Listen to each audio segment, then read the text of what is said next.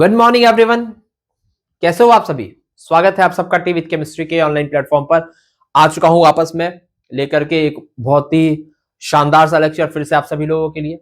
इससे पहले लेक्चर में आप लोगों ने क्या देखा बच्चों, तो ध्यान दीजिएगा। इससे पहले का जो लेक्चर था वो भी हमारा एलिमेंट्री क्वांटम मैकेनिक्स के ऊपर ही था, जो कि हमारा पहला लेक्चर था। आज हम उसी सीरीज को आगे बढ़ाते हैं और दूसरे लेक्चर की तरफ बात करते हैं। हम लोग Bohr model of hydrogen atom पढ़ रहे थे, जिसमें पहले लेक्चर में हमने जो है खत्म कर लिया था रेडियस ऑफ बोहर ऑर्बिट। ठीक है, हमने क्या किया था, रेडियस ऑफ बोहर ऑर्बिट का डेरिवेशन देख लिया था। इसके बाद जो अगला हिस्सा आता, यानी कि जब हमें ये पता चल गया कि बच्चों ये जो न्यूक्लियस है, न्यूक्लियस से जो हमारा ऑर्बिट है वो कितना दूर है, पहला ऑर्बिट कितना दूर है वर्सेस इसके बाद मान लीजिए इसी के बाद अगर एक और ऑर्बिट हम लगाते हैं, इसी के बाद एक और ऑर्बिट अगर हम यहाँ लगाते हैं तो वो जो है न्यूक्लियस से कितना दूर होगा वर्सेस तीसरा वर्सेस चौथा वर्सेस पांचवा एंड सो ऑन। उसकी दूरी क्या होगी तो हमें पता चल गया है। अब अगला जो हमारा टॉपिक है वो ये है कि बच्चों अगर इस ऑर्बिट में कोई इलेक्ट्रॉन है तो उसकी एनर्जी क्या होगी। ठीक है, एनर्जी ऑफ एन इलेक्ट्रॉन जो कि एक ऑर्बिट में रिवॉल्व कर रहा है उसकी एनर्जी क्या होगी, अगला हमारा टॉपिक ये है। तो आइए चलिए शुरुआत करते हैं आज के लेक्चर का। हेडिंग डाल लीजिए, पेन कॉपी निकाल लीजिए और अब करते हैं बच्चों बात एनर्जी ऑफ एन इलेक्ट्रॉन की। तो एनर्जी ऑफ एन इलेक्ट्रॉन पे बात करने से पहले कुछ मैं आपको चीज बताना चाहता हूं। जैसे कि अगर आप ध्यान से देखिए, ये मैंने क्या निकाला है, मैंने एक एनर्जी लेवल डायग्राम निकाला है कार्बन का। ध्यान से देखिएगा तो कार्बन का एनर्जी लेवल डायग्राम है, पर इसमें गड़बड़ी ये है कि कार्बन का जो electronic configuration that is 1s2 2s2 and 2p2 होता है, पर यहाँ पे जो है ज्यादा इलेक्ट्रॉन्स भरे हुए हैं। ये जो है इसको हटा दीजिए, यहाँ से यहाँ से हटा दीजिए, यहाँ से हटा दीजिए, ये दोनों यहाँ से हटा दीजिए। ठीक है, तो एनर्जी लेवल डायग्राम की अगर मैं बात करूं तो आप सबको पता है बच्चों कि 1s की एनर्जी जो है सबसे कम है, इसके बाद एनर्जी आती है 2s की, इसके बाद एनर्जी आती है 2p की। ठीक है, अब यहाँ पर 1s 2s और 2p ये तीनों तो खैर आपके जो है ऑर्बिटल्स हो गए। ठीक है, लेकिन हमें बात करनी है ऑर्बिट की। तो आप सबने इससे पहले पढ़ ही चुका कि भैया अगर n इक्वल टू 1, अगर प्रिंसिपल क्वांटम नंबर की वैल्यू 1 है तो वहां पर सिर्फ और सिर्फ s सबशेल ही लाई करेगा। तो इसका मतलब ये तो हमारा जो 1s है वो इसको आप ऑर्बिट कहे ऑर्बिटल कहे बात एक ही होने वाली है, क्योंकि 1s में आपका एक ही ऑर्बिटल है और 1 आपकी मतलब ऑर्बिट भी एक ही ऑर्बिटल भी एक ही है। ठीक है, लेकिन वही अगर 2s की बात करें, 2s जो हमारा ऑर्बिटल है और 2 जो हमारी ऑर्बिट है उसमें जो 2s और 2p दो ऑर्बिटल्स है। तो अब आप ये समझ सकते हो यहाँ से यहाँ तक ये पूरा जो है ये हमारा जो है सेकंड ऑर्बिट है और ये हमारा फर्स्ट ऑर्बिट है। तो आपको सबको पता है भैया कि अगर n की वैल्यू ज्यादा होगी, n की वैल्यू अगर ज्यादा होगी, मान लीजिए जैसे n की वैल्यू 2 जो है वो ज्यादा है 1 से, इसका मतलब जो है हमारा ये 2s की एनर्जी जो है वो ज्यादा होगी देन 1s के। ठीक है, ये तो सबको पता है। और इससे भी ज्यादा एनर्जी किसकी होती है, 2p की होती है। ठीक है, तो ये एनर्जी ऑर्डर है। ठीक, तो आइए चलिए उसी की थोड़ी बात कर लेते हैं यहाँ पर। तो यहाँ पर कुछ चीजें जो मैंने अभी आपको समझाया वही चीज यहाँ पर आपको लिखा हुआ है। ठीक है, तो अब हमें क्या करना है, अब हमें एनर्जी निकालना है इस इलेक्ट्रॉन की। तो एनर्जी हम निकालेंगे कैसे, आइए चलिए देखते हैं। आइए चलिए एनर्जी हम लोग जो निकाल के देखते हैं यहाँ पर। ठीक है, तो अगर मैं एक इलेक्ट्रॉन की बात करूं, ठीक है, तो अगर मैं इलेक्ट्रॉन की टोटल, अगर मैं एनर्जी ऑफ एन इलेक्ट्रॉन की बात करूं, हेडिंग डाल लीजिए आप लोग, energy of an electron, energy of an electron. ठीक है, एक इलेक्ट्रॉन की एनर्जी की बात कर लेते हैं। कहां पर, इन बोहर ऑर्बिट। किन में, कहां पर है, इन बोहर ऑर्बिट, इन बोहर्स ऑर्बिट। चलिए आइए, तो अगर इस बात को हम थोड़ा सा ध्यान से देखें तो सबसे पहले अगर एक हम इलेक्ट्रॉन की बात कर लें तो इलेक्ट्रॉन जो हमारा वो कितने तरह की एनर्जी जो है वो पजेस करेगा। तो अगर इलेक्ट्रॉन की अगर टोटल एनर्जी की मैं बात करूं तो जो इलेक्ट्रॉन की टोटल एनर्जी होगी वो सम होगी उसकी काइनेटिक एनर्जी की और उसके पोटेंशियल एनर्जी की। यानी जो इलेक्ट्रॉन है वो दो तरह की एनर्जी रख रहा होगा, एक तो काइनेटिक एनर्जी है और दूसरा उसका पोटेंशियल एनर्जी। तो जो टोटल एनर्जी अगर मैं उस इलेक्ट्रॉन का निकालना चाहूँ तो that will be the sum of kinetic energy and potential energy. आइए चलिए, अब अगर इनके इक्वेशंस को मैं थोड़ा अच्छे से देखूं तो काइनेटिक जो हमारा पोटेंशियल एनर्जी है, पहले इसकी बात करें तो पोटेंशियल एनर्जी की बच्चों वैल्यू क्या होती है, पोटेंशियल एनर्जी की वैल्यू क्या है, ये बच्चों आपकी k ZD² बाई RN। क्या ये होती है, तो जी हाँ बिल्कुल यही होती है, यही होती है पोटेंशियल एनर्जी की वैल्यू। और अगर मैं काइनेटिक एनर्जी की बात करूं, काइनेटिक एनर्जी की बात करूं तो काइनेटिक एनर्जी की वैल्यू क्या होती है, that is half k ZD² by R। ये होती है हमारी काइनेटिक एनर्जी। क्या इसमें कोई दिक्कत है आप सभी लोग को? मेरे ख्याल से इसमें आपको कोई भी दिक्कत नहीं होगी। ध्यान देखने वाली बात यह है कि पोटेंशियल एनर्जी के आगे नेगेटिव साइन है और काइनेटिक एनर्जी के आगे नेगेटिव साइन नहीं है। आइए अब अगर मैं टोटल एनर्जी के इक्वेशन में इसको पुट करूं तो टोटल एनर्जी आपका बच्चों किसके बराबर हो जाएगा, kinetic energy, that is half K Z D square by R N, ठीक है, एंड प्लस की जगह माइनस है तो यहाँ माइनस है, minus K Z D square by R N. ध्यान से देखिए ये हिस्सा सेम है, आधे में से एक घट रहा है, दैट मीन्स वैल्यू तो नेगेटिव आने वाली है। तो अगर टोटल एनर्जी की मैं बात करूं तो टोटल एनर्जी आपकी क्या आएगी बाबू, टोटल एनर्जी आपकी आएगी minus half K Z D square by R N. क्या इसमें कोई दिक्कत है बच्चों, क्या इसमें कोई दिक्कत है, तो नहीं, इसमें हमें कोई दिक्कत नहीं, हमें टोटल एनर्जी का यहाँ से वैल्यू जो है वो मिल गई है। ठीक है, आइए थोड़ा कंपेयर कर लेते हैं। अगर मैं टोटल एनर्जी और पोटेंशियल एनर्जी की बात करूं, अगर मैं टोटल एनर्जी और पोटेंशियल एनर्जी की बात करूं, इक्वेशन फर्स्ट है और इसको मान लेते हैं इक्वेशन, हट जा बच्चे, दिस इज इक्वेशन 3। तो अगर मैं दोनों को कंपेयर करता हूं, पहला क्या है case number first is comparing equation 1 and 3। अगर मैं 1 और 3 को अगर मैं क्या करता हूं, कंपेयर करता हूं, तो ध्यान से देखिए बच्चों, टोटल एनर्जी और पोटेंशियल एनर्जी, अगर दोनों में रिलेशन देखें तो क्या होगा बच्चों, अगर टोटल एनर्जी 2 से मल्टीप्लाई हो जाए तो क्या वो पोटेंशियल एनर्जी के बराबर हो जाएगी, तो हाँ बिल्कुल सही बात है, यानी total energy into 2 is equal to potential energy, या फिर ऐसा कहें कि total energy is equal to half of potential energy. ठीक है, ये हमारा एक इक्वेशन बनता है, ठीक है, ये हमारा एक इक्वेशन में बनता है बच्चों, क्लियर हो गया। चलिए दूसरा क्या बच्चों, टोटल एनर्जी और आपने पोटेंशियल एनर्जी के बीच का रिलेशन निकाल दिया। अगला रिलेशन आप लोग क्या निकाल सकते हैं, अगला रिलेशन निकालता हूं बच्चों, अगला मैं निकालता हूं इक्वेशन 2 और इक्वेशन 3 के बीच का रिलेशन, कंपेयरिंग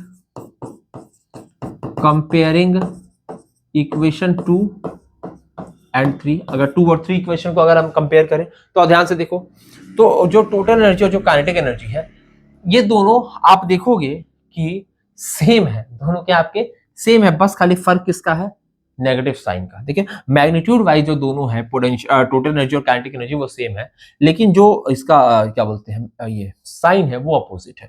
तो यहां से हम ये कह सकते हैं बच्चों कि जो हो तुम्हारा टोटल एनर्जी है, जो तुम्हारा टोटल एनर्जी है ये किसके बराबर है, ये बराबर है नेगेटिव ऑफ काइनेटिक एनर्जी। क्या इस बात में कोई दिक्कत है, इस बात में क्या कोई दिक्कत है, तो मेरे ख्याल से नहीं होगा, और ये दो बहुत ही इंपॉर्टेंट इक्वेशन बन के चले जाते हैं।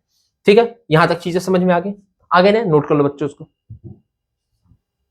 नोट कर लिया। आइए तो अगर यहां तक चीजें आपको समझ में आ गई बच्चा, तो अब क्या करते हैं, अब हम लोग आर एन की वैल्यू रखते हैं। तो आर एन की वैल्यू कहां से मिलेगी, आओ चलो याद दिलाता हूं, जस्ट 2-3 पन्ने पहले यहां पर हमने रेडियस की वैल्यू निकाली थी, नीचे आ जाओ बच्चों, क्या निकाला था, क्या निकाला था, N square H square upon 4 pi square M K Z D square, N square H square upon 4 pi square M K Z D square. तो आओ चलो इसको यहां पर पुट करते हैं, आओ चलो।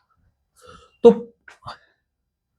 वी नो दैट, हम क्या जानते हैं बच्चों, we know that Bohr radius is equal to N square H square upon 4 pi square M K Z D square. देख लो ध्यान से, यही है ना बच्चा, कहां गया, ये रहा, क्या है, N square H square 4 pi square M K Z D square आ गया यहाँ पर, क्लियर है, N square square 4 pi square M K Z D square. अब इसको आप मान लीजिए इक्वेशन नंबर 4।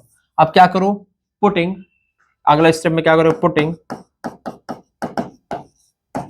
इक्वेशन 4 इन, कहीं मच्छर बैठ गया क्या,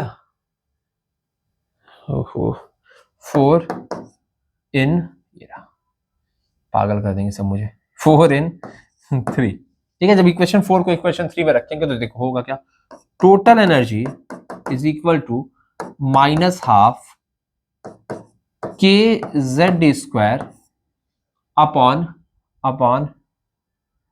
ना, यहां पर क्या बचा है, K Z D square, R N की जगह आएगा N square H square, N ऊपर ये पूरा हिस्सा ऊपर चला जाएगा, 4 pi square M K Z D square.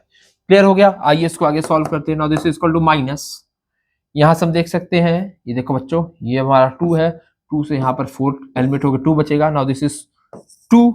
आगे देखो भैया, m हो गया k स्क्वायर हो गया यहाँ से, और क्या है यहाँ पाई स्क्वायर यही लिख लेते हैं, इसको जो है थोड़ा आगे कर लेते हैं, पाई स्क्वायर यहाँ लिख लेते हैं, सारे कांस्टेंट्स एक साथ हो जाएंगे जिनके हमें नीड नहीं, जिसका हमें वैल्यू सीधे निकाल लेना है। तो this is 2 pi square m k square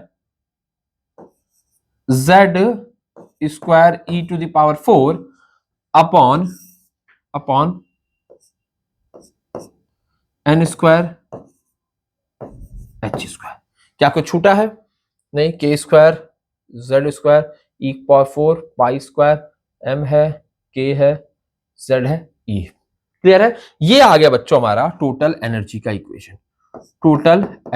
equation, ठीक है। अब चूंकि यहां पर हमने n की वैल्यू रख दी है तो इसको हम लोग लिख सकते हैं एनर्जी ऑफ nth ऑर्बिट, या फिर कहें energy of an electron in the nth orbit. Clear हो गया? आओ चलो इसको थोड़ा सा इसको जो हम लोग रीअरेंज करते हैं। ध्यान से देखो, ये तो हमारा फाइनल इक्वेशन आ चुका है, लेकिन इसको हम क्या करते हैं, थोड़ा सा रीअरेंज करते हैं। रीअरेंज कैसे करेंगे बच्चों? इसी इक्वेशन को हम लोग ऐसे लिख सकते हैं, En बराबर, ध्यान से देखो, -2 pi square m k square e to the power 4 upon h square into z square upon n square. क्या इसको ऐसे लिख सकते हैं? बिल्कुल, इसको हम ऐसे लिख सकते हैं। अब ध्यान से देखिए बच्चों, यहां पर आपको किन किन चीजों की वैल्यू जो है वो पता है, ठीक है, किन किन चीजों के बारे में आप जो है जान रहे हो यहां पर। तो देखो भैया, 2 की वैल्यू, पाई की वैल्यू सबको पता है। मास क्या है, मास ऑफ इलेक्ट्रॉन क्या लिखोगे, मास रखोगे आप जो है 9.1 into 10 to the power -31 kilogram. यहां पर के है, के आपका क्या है 9 इंटू 10 टू द पावर 9, ठीक है, 9 इंटू 10 पावर 9। और इसके बाद और क्या और ई है, ई आपका क्या लिखा जाएगा, ई विल बी इक्वल टू ई कितना भैया 1.6 इंटू 10 टू द पावर -19। इसके बाद अगला क्या है, एच है, एच है आपका 6.626 into 10 to the power -34 joule second. और ये आपका हो गया कोलॉम्ब, ठीक है, ये आपका होगा न्यूटन मीटर स्क्वायर पर कोलॉम्ब स्क्वायर, ठीक है। ये हो गई चीजें, ठीक है, कोई दिक्कत इसमें? ठीक है, z तो आपकी डायमेंशनलेस है और n भी आपका डायमेंशनलेस है। तो ये वैल्यू आप सब इसमें पुट करोगे। जैसे ही आप ये वैल्यू से पुट करोगे, हमें क्या मिलने वाला बाबू, हमें मिलने वाला इसकी वैल्यू। अब ध्यान से अगर मैं इसकी वैल्यू निकाल के दिखाऊं आप लोग को, तो ये कितनी आने वाली है, देखो सब हमारी जो है ये यूनिट हमारी एसआई में है, सारी एसआई में यूनिट है। हमें यूनिट किस में मिलेगा, एसआई मिलने वाला। यानी यहां से अगर हम ईएन की बात करें, ईएन हमारा निकल के आ रहा है -21.78 into 10 to the power -19 upon n square into Z square, ठीक है। यूनिट क्या होगी बच्चों, यूनिट होगी हमारी जूल। क्या इस बात में कोई दिक्कत है? क्या इस इक्वेशन के डेरिवेशन में कोई दिक्कत है बच्चों? क्या इस इक्वेशन के डेरिवेशन में कोई दिक्कत है आप लोग को? मेरे ख्याल से बिल्कुल नहीं होगा। यहीं पर हम एक और बात लिख सकते हैं कि भैया सिंस हम हाइड्रोजन एटम की बात करें, फॉर एच एटम, अगर हम एच एटम की बात करें तो वहां पर z बराबर क्या होगा, 1 होगा। z बराबर क्या होगा, 1 होगा। यानी कि En हमारा क्या हो जाएगा, En is equal to -21.78 into 10 to the power -19 upon n square joule. क्या इसमें कोई दिक्कत है? इसमें भी कोई दिक्कत नहीं होगा। क्लियर दोस्त? यहां पर हमने क्या किया है, एनर्जी ऑफ एन इलेक्ट्रॉन की वैल्यू निकाल दी है। चलिए दोस्तों, इसको जल्दी से आप जो है नोट कर लीजिए।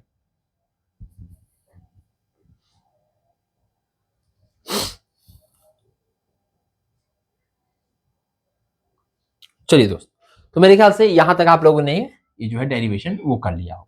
अब इसके आगे बढ़ते हैं, थोड़ा यूनिट के साथ जो है छेड़छाड़ कर लेते हैं, ठीक है।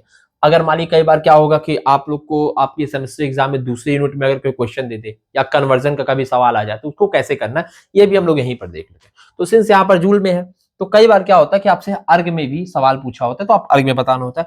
तो आप जो है यहाँ पर सम मोर रिलेशंस, कुछ और रिलेशंस के बारे में बात कर रहे थे एनर्जी के, ठीक है, इन अदर यूनिट, दूसरे यूनिट्स में, ठीक है। तो अगर मैं दूसरे यूनिट से बात करूं तो सबसे पहले यहाँ जूल में लिखा हुआ, अगर मैं अर्ग में करूं तो हमें पता भैया कि 1 जूल जो होता है उसमें 10⁻⁻7 अर्ग होते हैं, ठीक है। इतना जूल है, तो मान लो 1 जूल में इतने अर्ग होते हैं, इतने जूल में कितने अर्ग होंगे, तो भैया इससे इसको मल्टीप्लाई कर देंगे, यानी कि यही जो हमारा ईएन का इक्वेशन है, ईएन का इक्वेशन ये कन्वर्ट हो जाएगा -21.78 इंटू 10⁻⁻19, और इसका क्या होगा, 1 जूल, जूल है ना, -7, ठीक है, मल्टीप्लाई 1 जूल, नहीं सॉरी 10⁻7 अर्ग होगा, ये 10⁻7 अर्ग होगा, एक अर्ग में 10⁻7 जूल होता है ना। तो इसको यहाँ पर क्या कीजिए, इसको जो है इसको -साइन हटा दीजिए, ठीक है, यहाँ पे थोड़ी सी गलती हो गई, 10⁻7 अर्ग होगा ना, या 10⁻7 अर्ग होगा। तो अगर मैं इससे इसको मल्टीप्लाई करूँ तो आ जाएगा 13, ये आ जाएगा -13 upon this is n square, और यूनिट क्या हो जाएगी, अर्ग हो जाएगी। तो अर्ग में जो है कई बार आपको सवाल पूछ लेता है, तो एक इक्वेशन आपका ये बन जाएगा बच्चों, ठीक है, एक इक्वेशन क्या होगा आपका, ये बन जाएगा, ठीक है। इसके और किस्सा में पूछ सकता है, इसके अलावा कई बार क्या होता है आप लोग से ईवी में पूछ लेता है। तो भैया देखते हैं, जो एक और इक्वेशन आप देखते हो, 1 जूल होता है, इसको अगर मैं एक ईवी की बात करूं, एक ईवी कितना होता है, तो 1 electron volt is equal to 6.25 into 10⁻⁻18 joule, ठीक है। कितना होता है, 6.25 इंटू 10 पावर माइनस, सॉरी तो हो जाएगा 1 ईवी है ना, 1 ईवी 1.6, अच्छा वो उसमें ले लो, एक मिनट यार रुक जाओ। 1 जूल आपका जो होता है, पहले 1 जूल की बात करो, 1 जूल आपका कितना होता है, 6.25 इंटू 10⁻18, 18 क्या है, किसमें कह रहे हैं, ईवी, 18 ईवी, ठीक है, 6.25 10 पावर 18 ईवी के बराबर होता है एक हमारा जो जूल है। क्लियर हो गया, कैसे निकाले हैं, तो ध्यान से देखिएगा, जो एनर्जी अगर मैं बात करूं, ईवी की बात करूं, तो 1 ईवी क्या होगा, 1 electron volt is equal to 1 eV is equal to, एक इलेक्ट्रॉन में कितने जो है आपके एक इलेक्ट्रॉन की जो चार्ज होती है कितनी होती है, 1.6 इंटू 10 पावर -19 कोलाम होती है, ठीक है दोस्त। और ये जो वोल्ट है, अगर इसको हम 1 वोल्ट से मल्टीप्लाई करते तो ये आपकी इक्वल होगी भैया, 1 eV is equal to 1.6 into 10 power -19, और ये क्या हो जाएगा, जूल, ठीक है, इसके बराबर आ जाएगा। तो ये तो आपकी 1 ईवी की वैल्यू होगी ना बच्चों। तो वहीं अगर 1 जूल की वैल्यू निकालूंगा तो ये just 1 upon 1.6 into 10 to the power -19 आपका ईवी आ जाता 1 जूल के बराबर। तो वही मैंने यहां लिखा है, ठीक है, क्लियर है ना। ये स्टेप है, इसको सॉल्व करेंगे तो ये आ जाएगी। तो 1 जूल आपकी इसके बराबर होती है, क्लियर है, 1 जूल आपका इसके बराबर होता है। छोटा हो जाए बच्चे, यहाँ पर आ जाओ। तो यहाँ से क्या होगा, यहाँ से जो अगला इक्वेशन लिख के आएगा, अगला इक्वेशन जो यहाँ से निकल के आएगा वो ये होता है बाबू कि N is equal to -13.6 upon n square eV, ठीक है। यहां से हम जो है एक और इक्वेशन पाते हैं जो कि En की होती है, En का -13.6 अपॉन n स्क्वायर ईवी। क्या इसमें कोई दिक्कत है, कोई दिक्कत नहीं ना, मुझे लगता है इन्फिनिटी बोर्ड की भी अंत हो गई है, ठीक है। ये हमारा मान लीजिए हमारा जो पहला इक्वेशन होगा, ठीक है, इसको पहला लिख लेते बच्चों, यहाँ पहला हो गया ना, this is the second equation. अब बात कर लेते हैं अपने तीसरे इक्वेशन की, ठीक है। तो ध्यान से देखना बच्चों, जो एक ईवी होता है, एक ईवी जो होता है ये आपका बराबर होता है 25.053 25.053 किलो कैलोरी पर मोल के। किसके बराबर होता है, किलो कैलोरी पर मोल के। तो अभी क्या है, यहाँ पे एनर्जी ईवी में है, इसको अगर मैं मल्टीप्लाई करके किलो कैलोरी पर मोल में करूं तो मुझे 13.6 और 25.053 से मल्टीप्लाई करना पड़ेगा। तो इस केस में ईएन कितना आएगा, एनर्जी कितना आएगा, एनर्जी आपकी आएगी बच्चों -313.6 upon n square kilo calorie पर मोल। क्लियर दोस्त, एक इक्वेशन आपका ये भी रहा, इसको भी आप लोग जो है नोट डाउन, पेन डाउन कर सकते हैं, ठीक है दोस्तों। यहां तक जो जल्दी से इसको नोट कर लीजिए।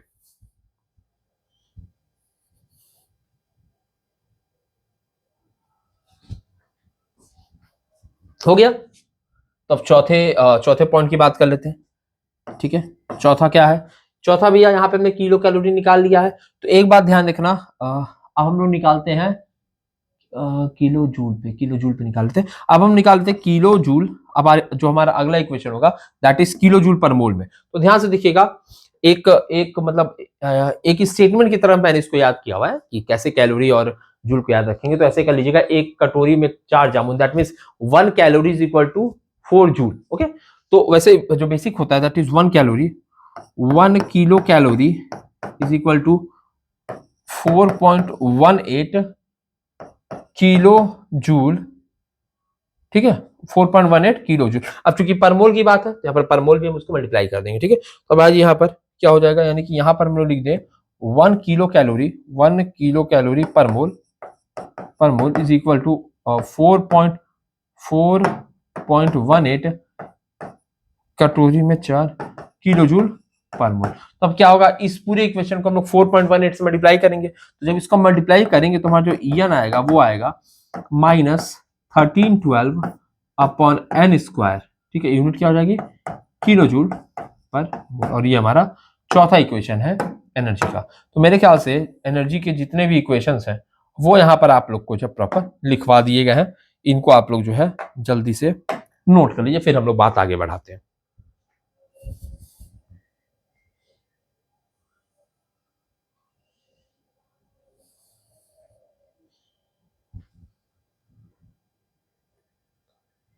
हो गया? चलिए, तो अगर यहां तक चीजें हो गई हैं तो अब बढ़ते हैं हम लोग आगे की ओर। ठीक, तो अभी आप लोग को जो है ये सारी चीजें समझ में आ गई हैं कि किस तरीके से एक इलेक्ट्रॉन जो है एक ऑर्बिट में पाया जा रहा है, क्या उसकी वेलोसिटी है, क्या उसकी सॉरी वेलोसिटी तो अभी नहीं बताया, क्या उसका रेडियस है, क्या उसकी एनर्जी है, ये तो हमने पता लगा लिया है। अब अगले लेक्चर में हम लोग ये देखेंगे कि किस वेलोसिटी से जो इलेक्ट्रॉन है वो रिवॉल्व कर रहा है एक ऑर्बिट के अंदर। ठीक है दोस्त, तो थैंक यू सो मच इस वीडियो में अब तक बने रहने के लिए। प्लीज हमारे चैनल को लाइक कर दे और सब्सक्राइब भी कर ले। चैनल को मतलब हमारे वीडियो को लाइक कर ले, चैनल को सब्सक्राइब कर ले और प्लीज वीडियो को थोड़ा शेयर कर दे। Thank you so much for watching.